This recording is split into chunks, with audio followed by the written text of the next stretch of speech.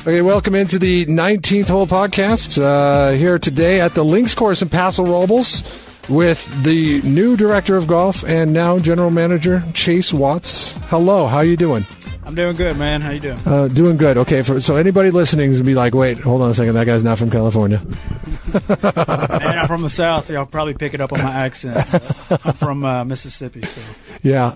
Now, what brings you out to the Golden State?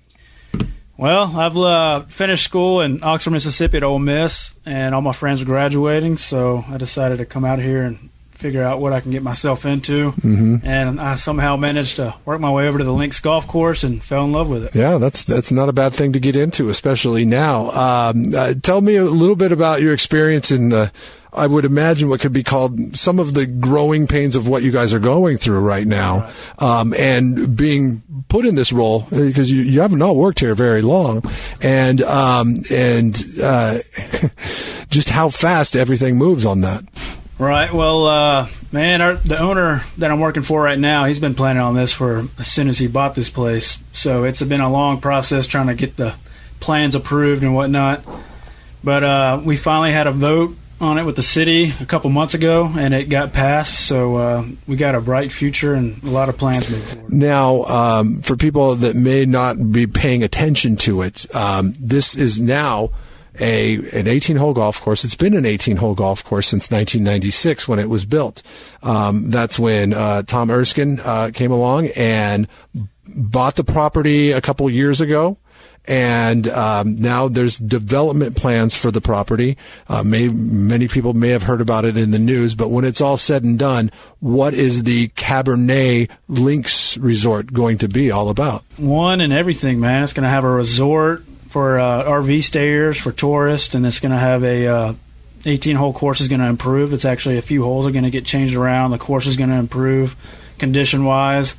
Going to have a restaurant out here, a bar, swimming pool, tennis courts. It's going to be full-on everything. Now, you're taking me around some of the facilities, and if you've been out here to play golf before, you notice the two gray buildings off there over by the driving range. Big plans for those buildings, right? We've been in this pro shop right now. It's kind of it's not much. The new buildings down there, they've been there probably since the course has been here.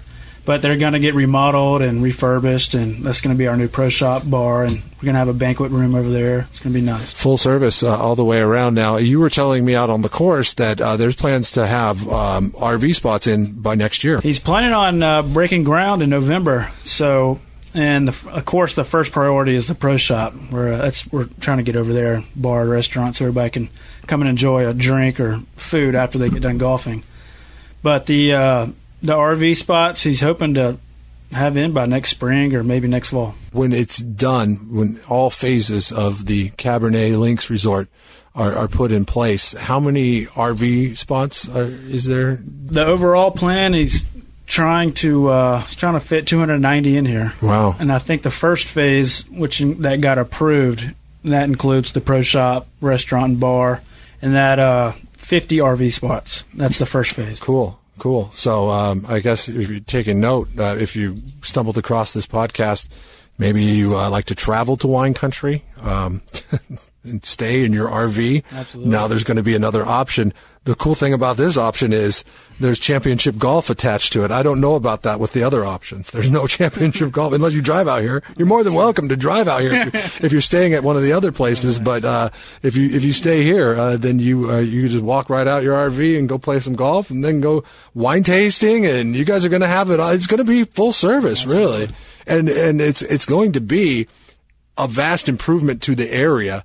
And I would think that neighbors should be happy when it's all said and done because property values skyrocket are going to go way up for this little swath of land out here.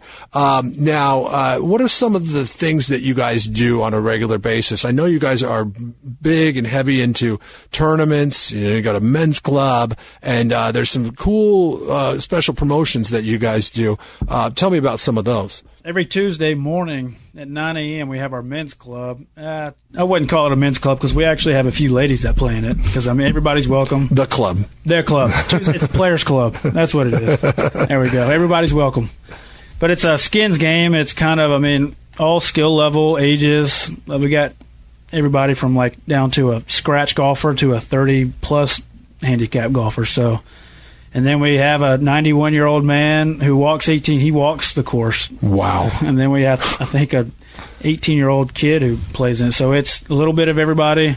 It's a fun little competition game you get into, and we also give discounts on that day for our men's club or Tuesday Players Club. Okay, so how does that work? So if you come and play in the Players Club on Tuesday mornings, we give a discount. It'd be $23 to walk, or you could take a cart for $35. Okay. So you save a little money by playing and having a good time and meeting some nice guys. And there's a skins game involved in that. Skins game, absolutely. I mean, it's not mandatory, but I mean, everybody gets in. Might as well. You're here. You never know. Yeah, you have that one good hole and win some money, man. Yeah. And then if you play in that, you also get discounted later on in the week, too? Absolutely. We have another game going on. We just started a couple weeks ago. It's called the Friday Afternoon Horse Race. It's a 5-hole elimination format, 2-man team.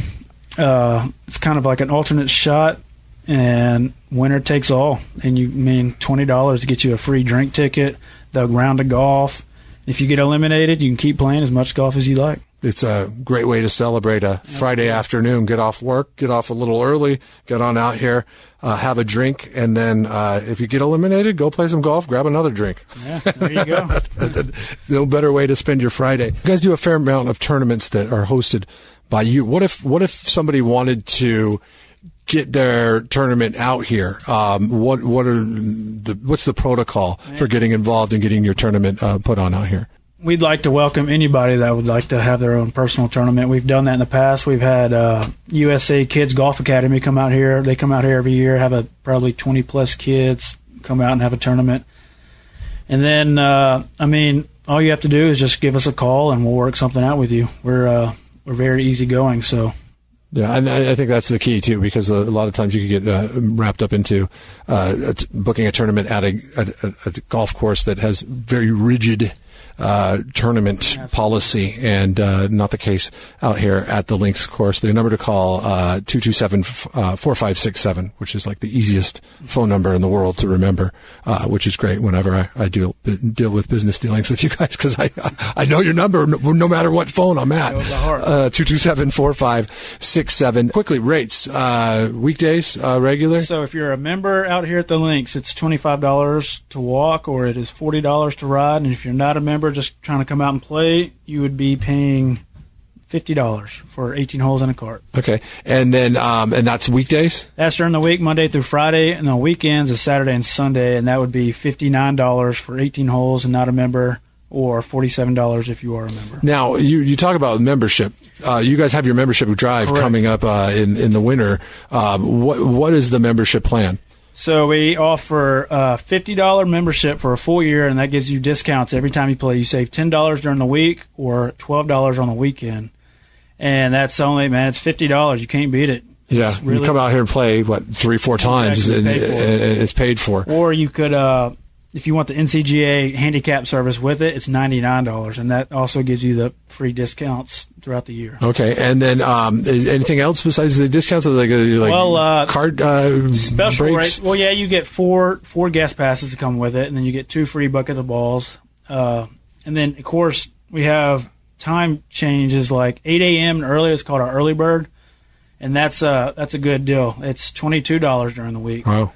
And that's 8 a.m. and earlier. It's called our early bird, and then our twilight starts at 2 o'clock, 2 in the afternoon or later, and that's $18. Wow! So it's pretty good. And that's what the club membership. It's only $50. Absolutely. Okay, and then you brought up the buckets of balls. You get some breaks with that membership.